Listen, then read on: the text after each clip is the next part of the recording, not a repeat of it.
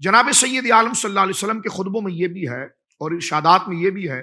نسائی شریف میں آتا ہے کہ جب رمضان شریف کا مہینہ آتا تو جناب سید عالم صلی اللہ علیہ وسلم اپنے صحابہ کو مبارکباد دیتے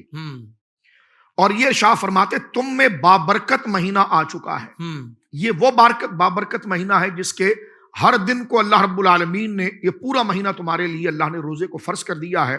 اور یہ وہ مہینہ ہے کہ جس میں جنت کے دروازے کھول دیے جاتے ہیں، جہنم کے دروازے بند کر دیے جاتے ہیں، شیاطین کو قید میں کر دیا جاتا ہے۔ اور اس سید عالم نے فرمایا کہ اس مبارک مہینے کے اندر یہ ہے کہ اس میں ایک رات وہ ہے جو 1000 مہینوں سے بہتر ہے۔ یہ نسائی شریف میں امام سیوطی علیہ رحمت نے اس حدیث کو بنیاد بنا کر فرمایا کہ رمضان شریف کی ایک دوسرے کو مبارکباد دینے کی اصل یہ حدیث مبارک، ایک نہیں متعدد حدیثیں اس کے اندر، جس طرح کا بھی ذکر کیا گیا کہ جس میں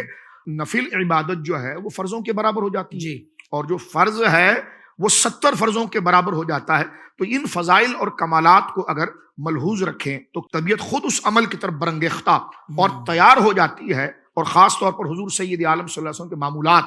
کہ اپنے غلاموں کے ساتھ نرمی کرنا، پھر حضور علیہ السلام کے معمولات میں یہ کہ تلاوت قرآن کثرت کے ساتھ کرنا، اور بخاری شریف اور دیگر احادیث کے اندر جیسے فتح الباری کے اندر ہے، یہ تو احادیث میں فتح الباری میں حضرت علامہ ابن حجر اسقلانی نقل کیا کہ، اور یہ بخاری میں بھی ہے کہ جبریل امین جب حضور کے پاس آتے تھے تو جناب سید عالم صلی اللہ علیہ وسلم قرآن پاک کی تکرار ان کے ساتھ کرتے، اور اپنا جو آخری رمضان حضور نے گزارا اس میں 2 دفعہ حضور علیہ السلام نے ان آیات اور قرآن کریم کی تلاوت کی تکمیل کی ہے۔ اور پھر آخری بات میں عرض کروں جو سرکار دو عالم صلی اللہ علیہ وسلم کا مزاج تھا کہ قرآن ایک تو ہے یہ قرآن کا مہینہ، ایک بات، پھر حضور علیہ السلام کی سخاوت اتنی تھی، حضرت عبداللہ ابن عباس کہتے ہیں کہ جب رمضان آتا تو حضور کی سخاوت ٹھنڈی ہواؤں کی طرح ہوتی تھی۔ جیسے حضرت انس بن مالک کہتے ہیں کہ ایک شخص آیا اور اس نے حضور علیہ السلام سے کچھ مانگا، اور مانگنے میں اتنا مبالغہ کیا کہ 2 پہاڑوں کے درمیان بکریاں ہی بکریاں تھیں۔ اس وقت کی سب سے بڑی دولت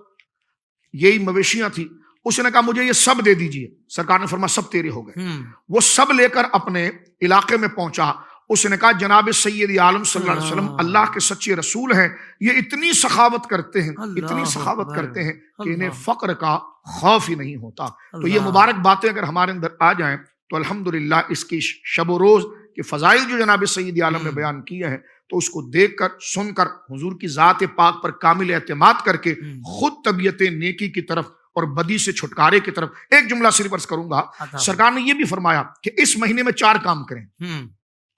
4 کام کیا ہے؟ فرمایا ایک تو کلمہ طیبہ کا ورد، سبحان اللہ، اور دوسرا کام استغفار کی کثرت، اللہ کے حضور توبہ کرنا، اور 2 کاموں کے بارے میں حضور نے فرمایا کہ اس کے بغیر تو نجات ہی نہیں ہے۔ فرمایا کیا کہ اس مہینے میں اللہ سے جنت کو طلب کرنا، اور اللہ رب العالمین جل وعلا کی پناہ طلب کرنا کہ اللہ مجھے دوزخ اور جہنم سے بچا لے۔ تو فرمایا یہ 4 کام کا عمل تو حضور سید عالم صلی اللہ علیہ وسلم کی زبان پاک سے منصوص طریقے سے آئے ہیں دیگر اعمال کے ساتھ۔ تو اللہ رب العالمین ہمیں یہ توفیق دے کہ اس مبارک سچی اور پاکیزہ بات پر ہم غور کریں اور اپنی آخرت کو درست کرنے کے لیے اور دنیا کو درست کرنے کے لیے، کیونکہ اس پر عمل کر کے دنیا بھی ہماری خیر والی ہو جاتی ہے کہ جب اعمال ہم کریں گے، اپنے مزدوروں کا خیال، اپنے رشتہ داروں کا خیال، غریبوں کا خیال، دیگر لوگوں کا خیال، تو اس کے بھلائی کے مقاصد اور اس کے بھلائی کے منافع ہمیں دنیا میں بھی حاصل ہوتے ہیں۔ اور جب اللہ کے لیے کیا جاتا ہے کہ جو اللہ رب العالمین نے روزے کے فضائل بتائے ہیں کہ وانا اجزی بھی، کہ میں خود اس کی جزا ہوں، تو یقیناً جب اللہ مل گیا تو پھر دنیا بھی مل گئی، آخرت بھی مل گئی کہ من کان اللہ لہو، جو خدا کا ہوا تو سارے انعامات خود اللہ کی طرف سے اس بندے کو مل گئے۔ سبحان اللہ، سبحان اللہ، کیا کہنے شاہ صاحب، بہت خوبصورت کلام فرمایا آپ نے کہ جب رب کی ذات مبارکہ آپ کو مل گئی تو پھر سارے خزانے ہی رب کے ہیں، تو ہم کیوں اس سمت دوڑیں کہ جو ہمیں اللہ سے دور کر دے۔ سوشل میڈیا پر اسلام کی صحیح تعلیمات جاننے کے لیے ابھی حافظ سائر قادری کا نیا YouTube channel Islamic digital studio subscribe کر لیں، اور ہاں نوٹیفیکیشن بیل آئیکن کو بھی پریس کر لیں تاکہ ہماری نئی ویڈیوز آپ تک بر وقت پہنچ سکے۔